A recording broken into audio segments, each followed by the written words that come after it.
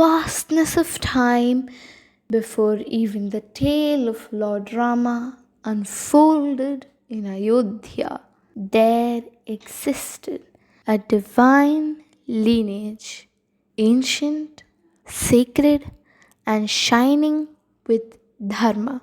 This is the story of a family, not of ordinary men and women, but of kings born from the sun itself. Their path was one of sacrifice, penance, truth, and valor. Their choices shaped not just kingdoms but the destiny of the world. Welcome to Parampara Tales, where legends are not just remembered, they are felt, where history breathes through the sands of time and the past walks with us once more. This story is not just mythology. This is the story of our legacy of Parampara. In the ancient land of Bharat, long before the rise of Rama, before his name echoed through temples and homes, before his story was sung in every village and kingdom, there existed a line of kings whose origin was not earthly but divine. The Bala Kanda, the first part of the great Valmiki Ramayana, does not immediately speak of Rama's birth or his childhood adventures. Instead, it takes us further back through time to the beginning of a dynasty that would one day give birth to the Maryada Purushottama, the ideal man, Lord Rama himself. This was the Surya Vamsa, the solar dynasty, a lineage radiant and glorious like the sun itself. It began with Surya Deva, the sun god. In our scriptures, Surya is not just a celestial body, but a divine force, the eye of the universe, the provider of energy, and the ever present witness to truth and karma. His brilliance is eternal, and it is from this brilliance that the Surya Vamsa was born. To Surya was born a son, Vaivasvata Manu. In many traditions, Manu is known as the first man, the progenitor of humanity in this age. He was the one who guided life after the great deluge, and from him came the knowledge of Dharma, society, and order. His role was not just kingly, but almost divine. He was the first lawgiver, the one who shaped the beginnings of civilization as we know it. From Manu came Ikshvaku, the first true king of Ayodhya and the first mortal ruler in this line. Ikshvaku is the name that shines with honor and strength. He was not merely the ruler of a land, he was the protector of Dharma, a man of great austerity and self discipline. The very idea of a just and wise king in Bharat begins with him. So respected was Ikshvaku that his name became the identity of his lineage, the Ikshvaku Kula. Under his reign, Ayodhya became more than just a city. It became a sacred center of learning, of culture, and righteous governance. After Ikshvaku came his son, Kukshi, who inherited the throne and the responsibilities that came with it.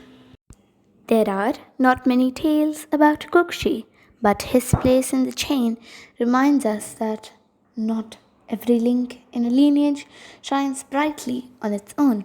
Some serve quietly as bridges, as bearers of tradition, as custodians of time.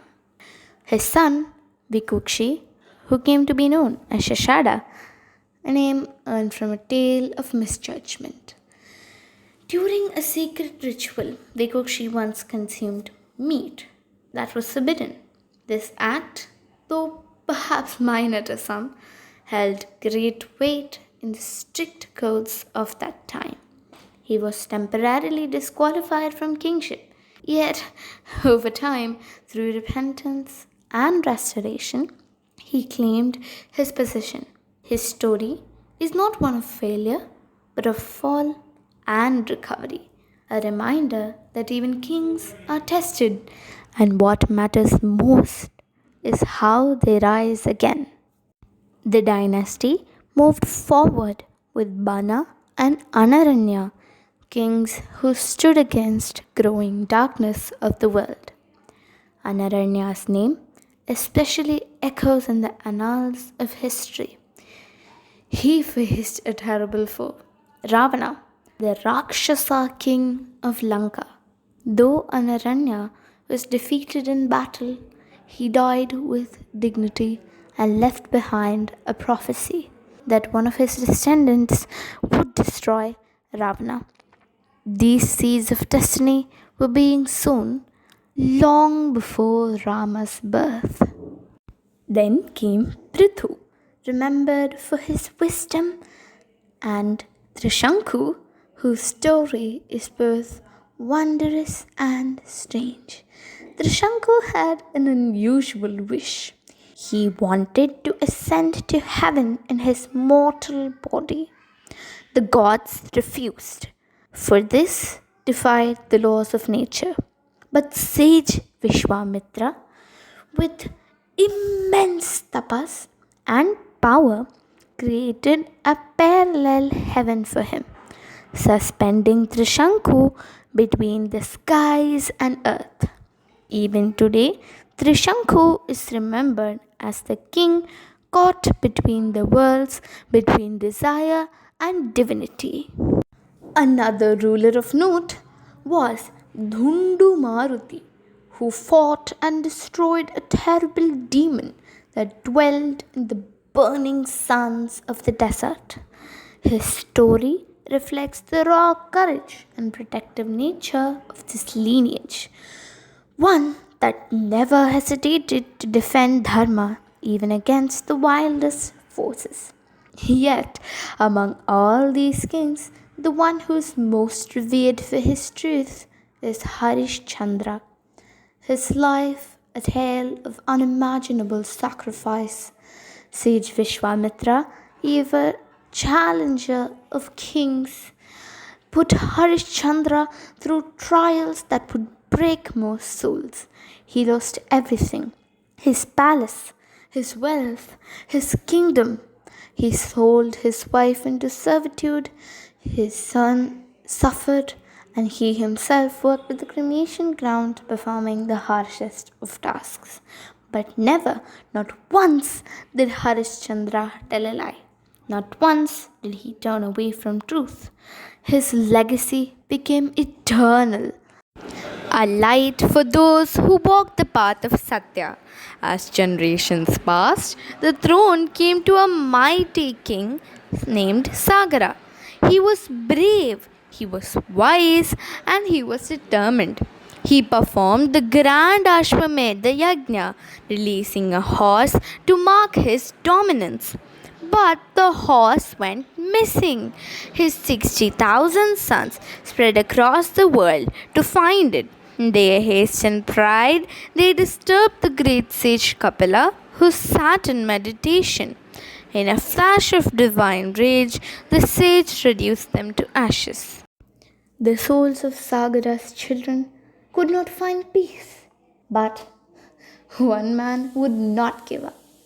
Bhagiratha, Sagara's descendant. He performed intense penance year after year until the gods themselves took notice. He pleaded for the celestial river Ganga to descend to the earth so that her waters could purify the ashes of his ancestors. But Ganga's force was beyond imagining. Her descent would shatter the earth. So Bhagiratha prayed once more, this time to Lord Shiva, the silent god with the matted hair. Shiva, in his compassion, captured Ganga in his locks, slowing her storm into a gentle stream. Ganga then followed Bhagiratha, winding through forests and mountains until at last she reached the ashes of Sagara's sons, bringing them liberation and bringing the holy river to Bharat. Then came King Raghu, a warrior and a nobleman. His legacy was so powerful that the dynasty came to be called as Raghuvamsa, the line of Raghu. It was no longer just Surya Vamsa. It now carried the light of Raghu's might and justice. Raghu's grandson was Aja, a king known for his grace and sorrow. He married Princess Indumati, a princess of deep beauty and poise. Their love was brief yet true. Indumati's sudden passing left Aja heartbroken, but from their union came a child, a boy destined to carry the line forward. His name was Dasharatha, a mighty king whose name meant a charioteer of 10 directions, wise, powerful, yet weighed down by a single sorrow. He had no children. The throne of Ayodhya was glorious but empty. The dynasty had flourished for generations, but now stood still, waiting for a promise, for a purpose. And so, from the glowing heart of the sun to the banks of the holy Ganga, through trials, sacrifice, and unshakable truth, the Surya Vamsa emerged. Radiant, enduring, and destined for greatness.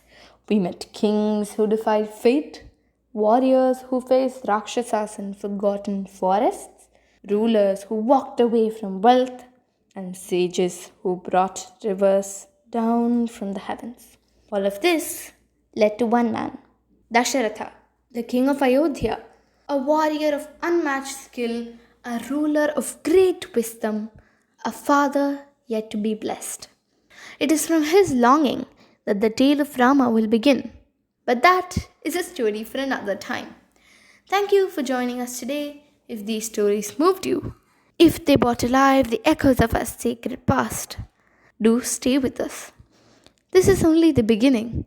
The story of Rama and those before him continues in the next episode of Parampara Tales. Until then, may the light of Dharma